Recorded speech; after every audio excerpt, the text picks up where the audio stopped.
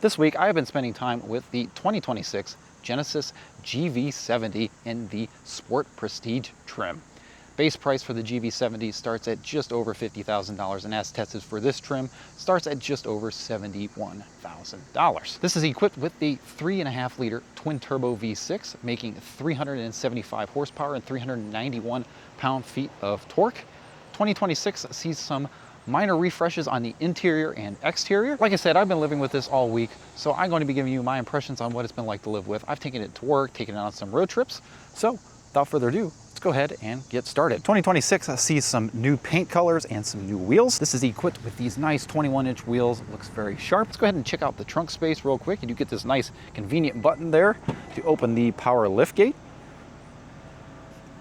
Plenty of space back here. A little bit more than the Audi Q5 I tested a couple years ago, and I think a little bit less than the Lexus RX if I remember correctly. Under here you do get a full-size spare tire and a nice owner's manual.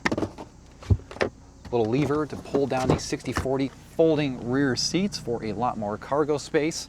Proper illumination, a 12-volt outlet, and an illuminated reflector on top. You can tow 3,500 pounds with the GV70. Also, premium fuel is recommended but not required. I think that's very clever. Smart key access on all 4 doors. You do get Genesis Smart Key that you can use your smartphone to unlock and start the car. Climbing into the back seat here, we'll go ahead and lift these up very easily. The Sport Prestige trim comes with Nappa leather interior surfaces. This is finished in red. I think it looks awesome. Do get peasant blockers back here. Let's go ahead and climb in. I'm 6 foot. Driver seat's in my position. Plenty of headroom, about 2 or 3 inches. Legroom, about 3 or 4 inches. Not the most spacious, but enough to haul some adults back here, no problem. Couple mat pockets, couple vents. On climate controls, these seats back here are heated. Couple USB-C ports, an outlet, pull down center armrest with a couple cup holders. Nice panoramic sunroof as well that's tinted, so you're not baking in the summer heat. It's 90 degrees today, and it was actually a pleasure to have this open, and I'm not just roasting everybody in the cabin.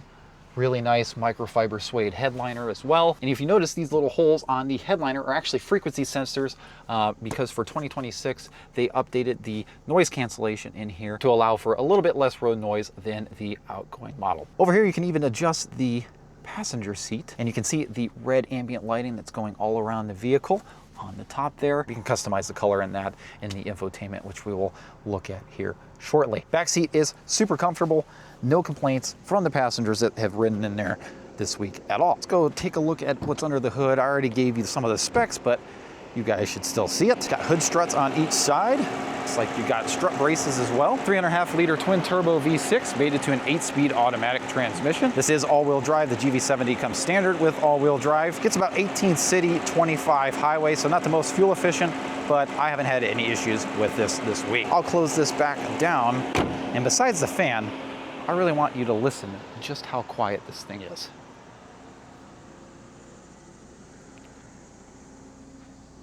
I've had a bunch of people say just how quiet this thing is idling. It's crazy. Do get parking sensors front and rear. Let's go ahead and climb into the driver's seat here. If you notice on the mirror, it does say auto dim because the side mirrors are auto dimming. That is super nice, especially with everybody running around with LED headlights nowadays. Do get acoustic glass front and rear to help with road noise. Dual power front seats. The driver's seat does have an adjustable thigh rest and is massaging as well. They call it the Ergo Motion seat. It does have adjustable bolsters. They are 2-person memory, just the driver only though. Coming in here, solid, nice door thunk sound. Do get a power tilt and telescoping steering wheel and a new 27-inch OLED display. Wireless Android Auto, wireless CarPlay, 360 surround view monitor. Lots of customizability in this infotainment, built-in navigation, and something I think is really clever is this 3D setup option. Normally, you have to go through the settings in a car through convoluted menus and things, but here you can just spin it around, and let's say I just want to adjust how the lights work. I just click the lights and bam, I can adjust the setting. Or I want to adjust something on the inside, just hit C inside, look around, and I can adjust that.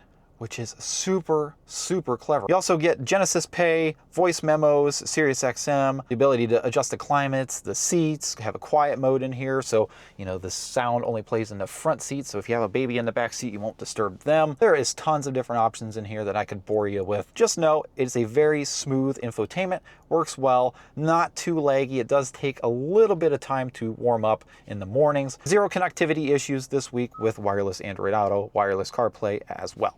Coming down through here, you do get your stereo controls, dual zone automatic climate controls, actually tri-zone automatic climate controls. This is new for 2026. Gone are the actual physical dials and buttons and things, and new is this touchscreen that you have to control the ventilated seats, your heated steering wheel.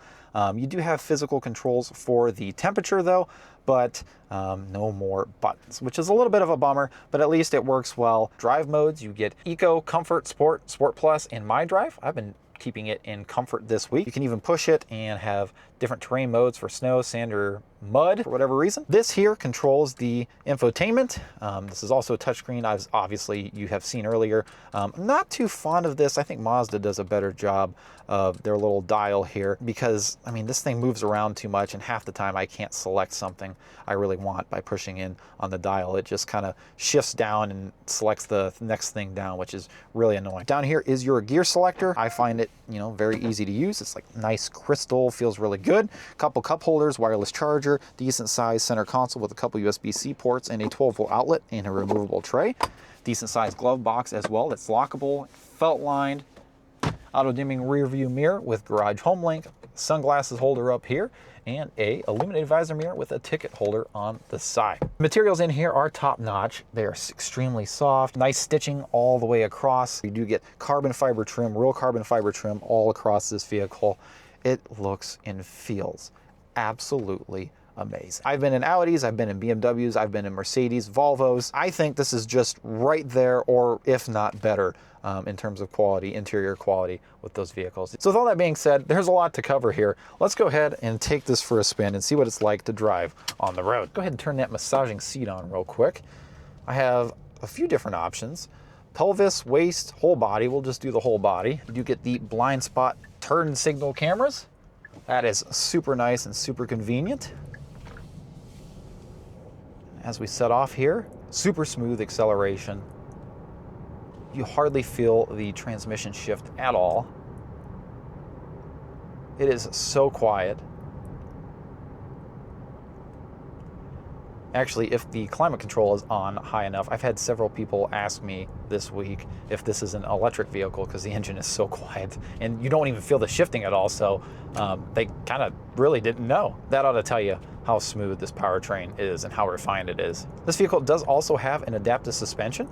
It uses the front camera to look at the road and adjust the suspension real time for bumps and potholes in the road. I think that is very nice, and you can definitely tell it does work. This vehicle rides absolutely incredible. As we approach the bumpier section of road, it doesn't have any reverberations in the cabin at all.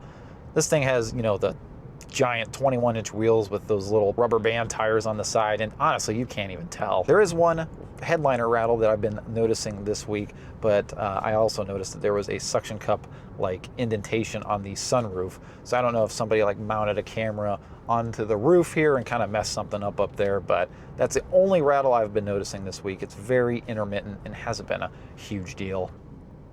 Brakes feel really good as well. The brakes on here are absolutely massive. I've had a couple people this week come out and the first thing they look at is like, wow, look at the brakes on this thing. Ergo Motion seats really digging into my back. It feels really good. It is very nice to get out of work after a stressful day and turn on the massaging seat and go home and be completely relaxed. See that manhole cover there? Hardly even heard it, hardly even felt it. We'll go over this bridge and railroad tracks at a decent clip. Look at this. Doesn't even care at all. Not a care. Let's go ahead and put this into Sport Plus. Does some rev matching downshifts. We got the paddle shifters behind the wheel, which is kind of cool. We'll let it do its own thing. Do a highway acceleration here. Floor it.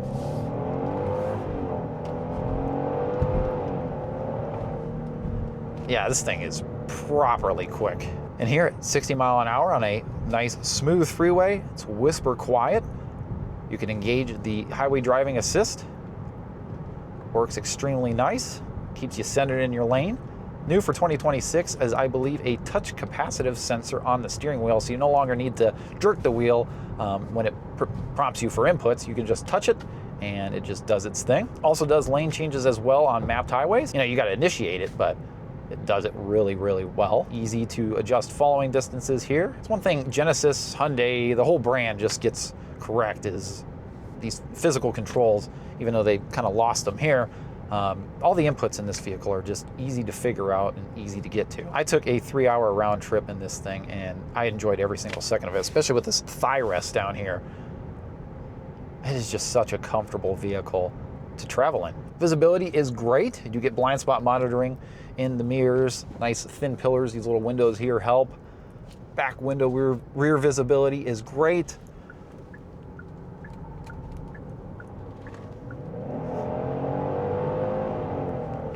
This thing just rockets, absolutely rockets. Steering is communicative. I think for 2026, they stiffened up the steering just a little bit. Perfectly weighted in my opinion. It's exactly what you would want in a vehicle in this class. There's a few different gauge cluster displays you can choose from. You can use your driving assistance, you can have Apple CarPlay maps in here, and I think Android Auto maps as well. And then you can also have your widgets in the center. You can customize a lot of this stuff in the infotainment. It does come equipped with a Bowers & Wilkins stereo system. I think it is an A-tier system easily. Definitely appropriate for the price of this vehicle. And I think they have a very clever way of adjusting the equalizer through this Biosonic. I hope I pronounced that right. You guys can roast me in the comments for that. But you can kind of choose between bright, energetic, warm, and relaxed, and choose what kind of sound you want out of the sound system by just moving that little dot there. It's a very great way to handle that, instead of, you know, adjusting all the different settings in each individual equalizer. I think that's very clever. Let's throw it into a corner here. Safe amount of understeer. As soon as I did that, my seatbelt tightened and my seat bolsters grabbed me in my sides. As soon as you start driving this thing aggressively, it does its thing, hunkers you down in your seat. Fuel economy has been okay. I mean, honestly, if you buy one of these, you really should care about fuel economy, in my opinion, because you can afford it. I've been averaging about 24 miles a gallon this week. On my 3-hour round trip this week, I actually got 26 miles a gallon. So actually beat the highway number by 1 mpg. One thing I did forget to give credit, where credit is due, is this heads-up display. It is really well done. The clarity is super nice. It's very bright, shows a lot of information, shows your blind spots, shows everything about the highway driving assist system, navigation as well. It'll show a like 3D infographic of what lane you need to be in on the highway to get off on an exit. It's very, very well done. Genesis is just such an underrated brand. I actually considered a Hyundai Genesis back when they were still under a Hyundai nameplate, but I was a broke college student. It was really cool. It was a Hyundai Genesis sedan with the 4.6 liter V8. I mean, I think that vehicle back then was, when I test drove it, was, you know, just as refined and smooth as this. But I mean, this just has so much more technology and just looks so much better. One thing I did want to address, the elephant in the room, is the dealership experience. I know that a lot of Genesis owners and potential buyers have just had poor dealership experiences because the Genesis and Hyundai, since, you know, they're the same brand, kind of, they're sister companies, they share the same dealerships. But I think Genesis is fixing that by making their own dealerships, and they actually are, they look pretty sweet. I'll put a screenshot of what our local one looks like. Well, kind of local, it's about an hour and a half away. I think they're addressing that slowly but surely. I can't wait to see more of those pop up. Hey Genesis, if you're listening, if you could put one in Canton, Ohio, that'd be great. Speaking of dealerships, you do get 3 years of complimentary maintenance as well, and 3 years of like valet service. So if this thing needs service and you don't have time to go bring it into the dealer, they'll come get it, do whatever service they need to do, and drop it off wherever you want it for 3 years or 36,000 miles, whichever comes first. Not to mention, you do get a 10-year or 100,000 mile powertrain warranty on this thing. You guys have seen it throughout the years, Genesis listening to their customers. I mean, especially from the dealership model, that now they're trying to build their own dealerships, and you know, the cars, how they already just pretty much keep improving upon perfection. It's just such an underrated brand. Shout out to Genesis for providing this vehicle for me to film this week. It has been a pleasure. Let me know what you guys think in the comments about the 2026 Genesis GV70. One thing I did want to touch on is the sounds of this vehicle. When you shut it off, it plays this really nice melody. You have to give it a second.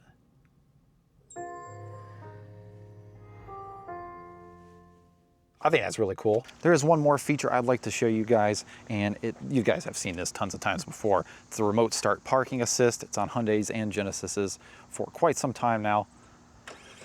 Obviously, it comes with remote start, and you can move it back and forth with the key fob. Super nice to have if you're in a tight parking space or in a puddle, or if you just want to take your car for a walk. Let me know what you guys think in the comments. Thank you guys so much for watching. Once again, shout out to Genesis for providing this vehicle for me to film this week. And we'll go ahead and see ya in the next video. Take care, everybody.